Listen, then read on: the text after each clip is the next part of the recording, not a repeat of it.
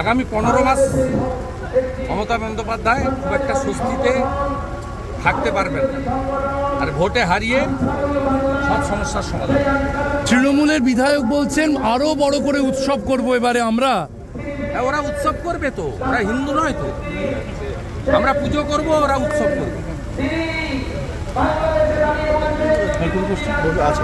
বসিরহাটের সাংসদ হাজী নুরুল প্রয়াত, যে কোনো মৃত্যু দুঃখজনক, আলাদা কিছু বক্তব্য নেই। ইলেকশন পিটিশন, যে কোনো মৃত্যু দুঃখজনক, এর বাইরে কোনো বক্তব্য দিতে পারবে না, সম্ভব নয়। আর বসিরহাটে উপনির্বাচন হচ্ছে, রেখাপাত্র কেস আছে পেন্ডিং, ভোট ওখানে হচ্ছে।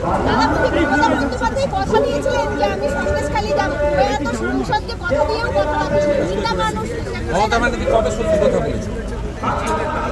মমতা ব্যানার্জি কবে সত্যি কথা বলেছে? কোনোদিন সত্যি কথা বলেন? আপনার সাথে শুভেন্দুদা, টালা থানায় বসে ভুয়ো রেকর্ড নথিবদ্ধ করা হয়েছে। সিবিআই জানিয়েছে, সিবিআই আজকে আদালতে জানালো টালা থানায় বসে ভুয়ো রেকর্ড তৈরি করা হয়েছে। আপনাকে বলি, তথ্য প্রমাণ লোপাট্য প্রমাণিত। আমি সুপ্রিম কোর্ট চলছে, মন্তব্য করব না।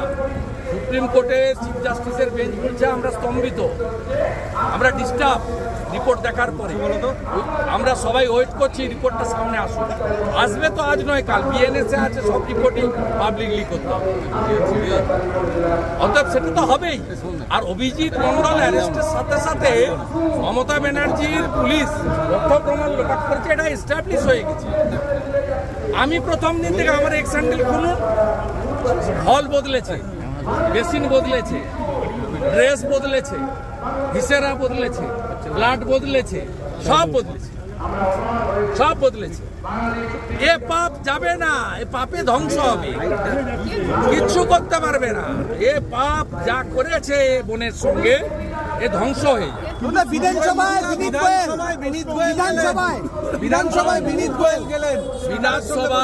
বিনীত গোয়েল গেছিলেন গতকাল নির্মল ঘোষকে সিবিআই জিজ্ঞাসাবাদ করেছে। সেই তথ্যটা ভায়া হয়ে আজকে জানতে গেছিলেন, ওকে জানানো হলো। নির্মল ঘোষ যে যার ঘরে ঢুকেছিলেন তাকে জানিয়েছেন, আর উনি আজকে উনাকে ব্রিফ করে দিলেন। ফোনে আর রিস্ক নিচ্ছে না। স্পিকার কি মিডিয়েটর? শুভেন্দুদা, স্পিকার কি মিডিয়েটরের রোল প্লে করছে? আমি বলছি তো, যার ঘরে ঢুকেছিলেন তিনি নির্মল ঘোষের কাছ থেকে খবর নিয়েছেন।